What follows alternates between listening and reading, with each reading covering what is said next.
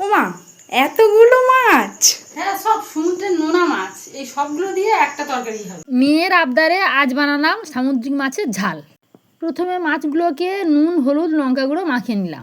প্যানে তেল গরম করে মাছগুলো এপিট ওপিট করে ভালো করে ভেজে নিলাম। এই মাছগুলো ভোলা, ফ্যাঁসা, খয়রা নামে পরিচিত আমাদের এখানে। তোমাদের ওখানে কি বলা হয় অবশ্যই কমেন্টে জানিও। প্রথমে কড়াই দেওয়া হলো কালো জিরে, কুচি করা পেঁয়াজ, রসুন বাটা, আদা বাটা, টমেটো পিউরি ও জিরা বাটা।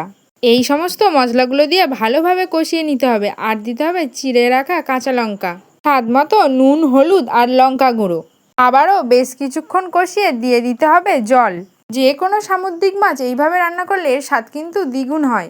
জল ফুটে আসলে দিয়ে দেব ভেজে রাখা মাছগুলো, দিয়ে আবারও বেশ খানিকক্ষণ ফুটিয়ে নেব। সবশেষে গরম মশলা ছড়িয়ে নামিয়ে নেব। গরম ভাতে মেখে মুখে দিলেই বুঝবে এর স্বাদ অতুলনীয়, ফাটাফাটি হয়েছে। অবশ্যই ট্রাই করে দেখো।